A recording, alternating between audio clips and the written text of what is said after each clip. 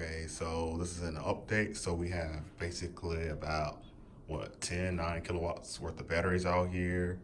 Um, yeah, it's nice. These are the Gen 2 batteries. So yeah, I'm already starting to cover up the top of the terminals. That way I don't electrocute myself, because you know. Okay, so basically what we're doing right here with the batteries is I'm gonna start wiring them up. And when I start, it's gonna be like -1, 1, 2, skip that because it's bridge, 3, 4, and it's bridge, skip that one, 5, 6. So it's really, if you pay attention to the middle one, it's gonna be 1, 3, 5, 7, 9, and then keep going up that way. And then we're gonna test it on with that validator, but we're just going to try out these 10 batteries first just to make sure we do everything right before we jump up there into like 150 volts. So yeah, so this should, or not, it won't be 150 volts because the batteries are not at full charge, but still we're going to start off with half the pack first and just test it out. So we're going to wire we're going to end up wiring like the total voltage pack to the negative wire and the most positive wire, which will be that one right there. And then we're going to test it out on Ryan. And then we're going to also, what I want to work with testing out is I'm going to probably write up a code starting tonight or this weekend for the GUI for the batteries. So I'll actually have a screen that shows me exactly what each battery percentage is versus having to look at or hook it up to a computer. So here we go. I know this is a really long video, but it's just so much to cover. So this is the class T-Fuse block, and this is basically for what I'm going to put onto the end of my battery, just in case. I just want to make sure that if anything happens, I don't over discharge my batteries and they explode. So I'm using this is a T-class fuse block, and then right here I have a T-class fuse. So this one's pretty big. This one is 225 amps. And I think that should be good enough for the Leaf batteries. If I surpass that, then, there's a serious problem, but that should, cut it. So we're not like welding from the batteries basically. And this is my reverse contactor. This reverse contactor is the SW202 60, and it's for 12 volts. So when you're in reverse, I'm not going to be, I can limit the voltage that the motors can get while in reverse.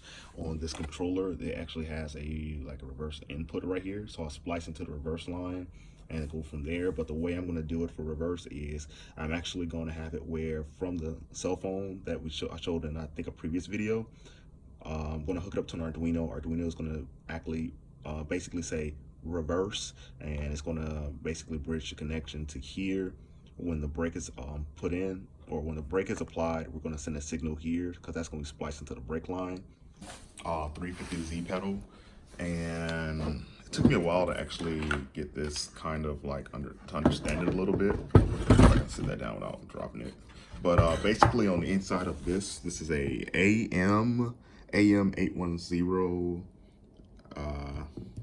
really potometer, and the way it works is this would be wired directly to the ECM, and from that it will go directly to the throttle body of the car. So the Nissan is a drive-by-wire car, which is pretty cool for a 350Z from 2003. So what I ended up doing was I found out there's two sensors in here. There's 1 and 2. I'm only going to try hooking up to 1 to see if it makes a difference or not. But basically in here, the yellow one is the signal wire, black is ground, and this orange reddish wire is the positive. So we're sending 5 volts in through this green wire here. We're sending the signal out through the red wire. We're sending the black being the ground wire. And then this is the controller that I have right here. And on this, hope my battery's on off table. But this is the controller that we have, and then we're hooking it up to the SV5 and some other stuff. So yeah, we got that going good. Also, I have this controller on, was able to connect to this controller and actually see the web page. So I was able to actually control and set my parameters for controlling the motor. So that's awesome.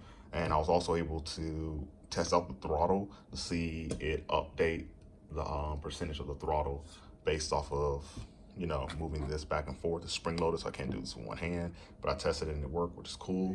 Next is also have the Orion BMS. This is a 96 cell one, and we have a CAN adapter.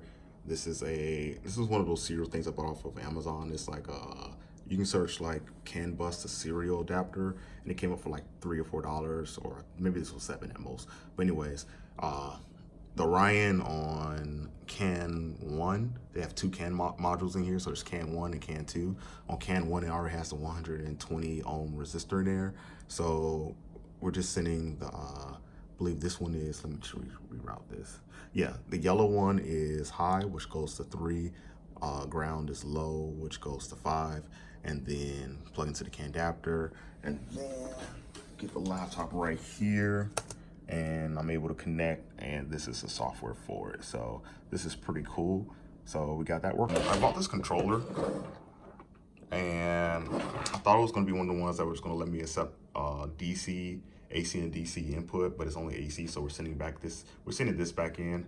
Yeah, I really wanted to try it out, but I'm not gonna risk it. And also, like, it was damaged. I can see like it's like damage on that part, and then I thought on like over here on this end, it's a little bit like it was already installed in someone's car, and I also see plastic here. So we're not going to take a risk like on this because I don't want to burn down the car and everything. So we're just going to order one of the Meanwell ones and call it a day. Spend an extra $100 and just get that.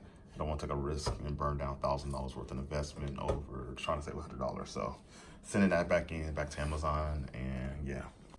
Okay, also we have the charger for the garage. So this is one from the Nissan Leaf, and I believe it will work. If it doesn't work, we're gonna just buy an ABC2 thing, and it's basically I'm gonna connect the J connector to that. And if this is anything like the public charging stations, then if I can charge with this, then I should be able to charge with the public charging station. So that's good news.